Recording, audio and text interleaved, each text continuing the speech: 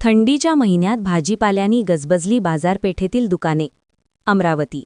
थंडीच्या महिन्यात बाजारपेठेत भाजीपाल्याने धूम केलेली आहे. शेतीत ओलिताची पिके घेत असताना शेतकरी मोठ्या प्रमाणात भाजीपाला उत्पादन काढत आहे. यामध्ये प्रामुख्याने मेथी, सांबार पालक, मुळा, गाजर, हिरवी मिरची, मोठ्या प्रमाणात ताजा भाजीपाला बाजारपेठेत उपलब्ध आहेत. या महिन्यात सोलेची भाजी आणि वांगे यासाठी खवय्यांची मजा आलेली आहे. हे फेब्रुवारीपर्यंत स्वयंपाकघरात सोले वांगी गृहिणींना करायला भेटणार आहे. सध्या आवक वाढल्याने किमतीत घट झाल्याचे दिसत आहे. तुरीच्या दाण्याचे विविध प्रकार गृहिणींकरता करता येणार आहे. तुरीच्या शेंगा सुकेपर्यंत, कढी गोळे, तुरीचे दाणे, तयार भाजून पातळसुली भाजी, फुले, वांगे, सुले, कोबी, बटाटे मिसळून मिसळ भाजी, आमटी, सोले भात, मोकळे सोले, छोले कचोरी असे विविध प्रकारचे खाद्यपदार्थ तयार होणार आहेत.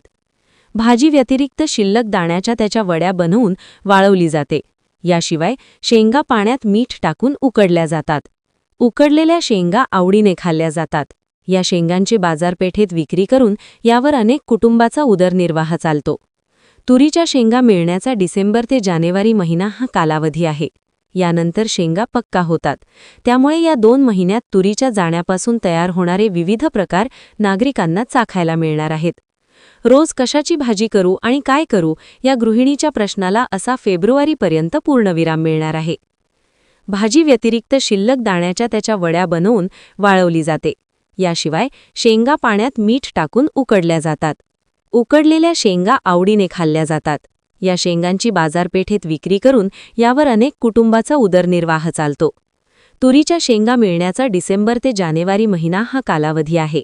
यानंतर शेंगा पक्का होतात. त्यामुळे या 2 महिन्यात तुरीच्या जाण्यापासून तयार होणारे विविध प्रकार नागरिकांना चाखायला मिळणार आहेत. रोज कशाची भाजी करू आणि काय करू या गृहिणीच्या प्रश्नाला असा फेब्रुवारीपर्यंत पूर्णविराम मिळणार आहे.